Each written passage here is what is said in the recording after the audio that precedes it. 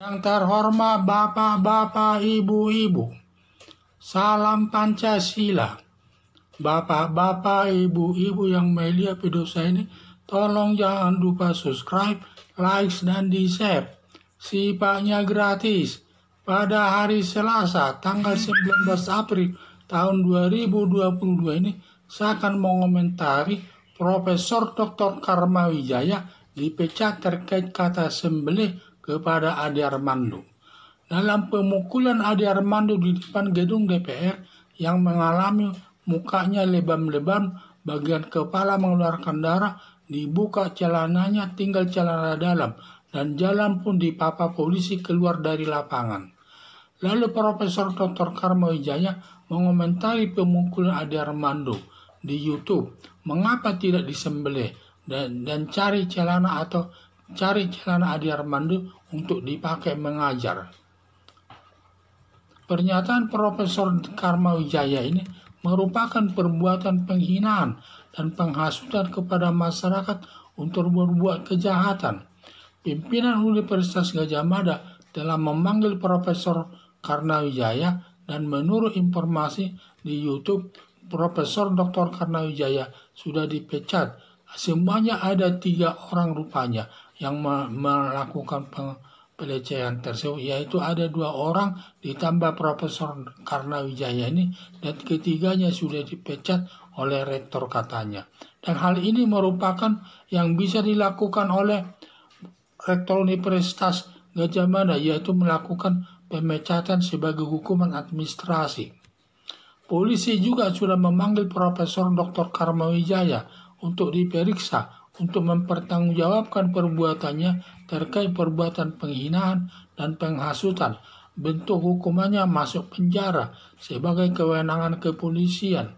Harapan saya, polisi segera menangkap dan menahan Profesor Dr. Karma Wijaya beserta temannya dan diproses sesuai hukum yang berlaku.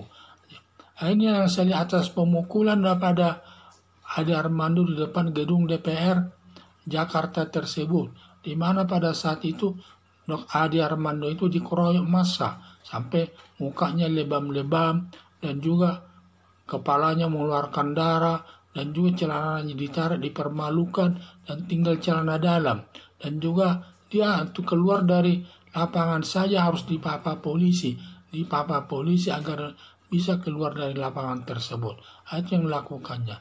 Atas pemukulan Ade Armando tersebut, lalu dikomentari Profesor Dr. Karma Wijaya di dalam YouTube-nya, katanya sembelih. Apa kata sembelih itu? Berarti dibunuh lah ya, dipotong lah segalanya. Itu sangat kasar sekali. Tidak pantas seorang profesor menyatakan kata sembelih. Sehingga tindakan tersebut sangat menyakiti hati masyarakat umum. Sehingga di sini Universitas Gadjah Mada rektornya sudah melakukan pemeriksaan kepada Profesor Dr. Karma Wijaya tersebut. Ada mendengar informasi di YouTube katanya sudah dipecat, dan yang dipecat itu ada 3 orang, termasuk Karma Wijaya, dan ada lagi yang 2 lagi. Kemungkinan terlibat juga memberikan komentar-komentar tersebut terkait pemukulan Ade Armando. Ini sangat menyakitkan tindakannya ini. Tidak pantas seorang profesor menyatakan demikian. Ada diduga apakah dia kelompok garis keras yang sudah terpapar garis keras, karena di dalam ada dikatanya aparat negara ini ada sudah lebih 20% terpapar garis keras. Apakah dia termasuk terpapar garis keras atau tidak? Maka perlu rektor ini melakukan pembersihan daripada aparat universitas tersebut, siapa yang sudah terpapar garis keras tersebut, supaya ditindak sesuai aturan hukum yang berlaku. Ya, sehingga sekarang tindakan rektor itu sudah memecat Profesor Karma Wijaya tersebut sebagai tindakan administrasi, karena hanya itu tindakan yang bisa dilakukan oleh profesor, yang bisa dilakukan oleh rektor Universitas Gadjah Mada tersebut. Selanjutnya polisi juga melakukan pemanggilan kepada Profesor Dr. Karma Wijaya untuk diperiksa untuk mempertanggungjawabkan perbuatannya terkait perbuatan penghinaan dan penghasutan. bentuk hukumannya masuk penjara sebagai kewenangan daripada kepolisian. Hal itu merupakan kewenangan kepolisian.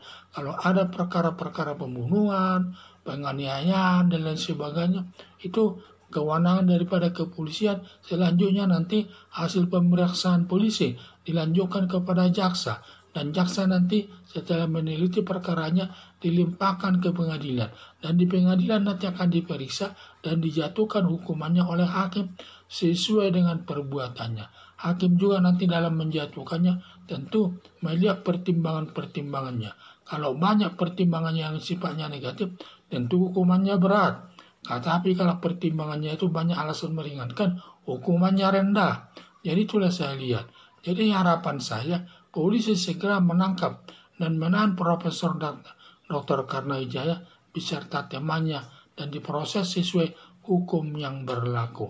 Hanya ini nanti yang kita harapkan bisa menyadarkan Profesor Karnawijaya ini agar sadar di atas perbuatannya yang tidak sejalan dengan cara berpikir seorang profesor doktor tersebut. Sekian dan terima kasih.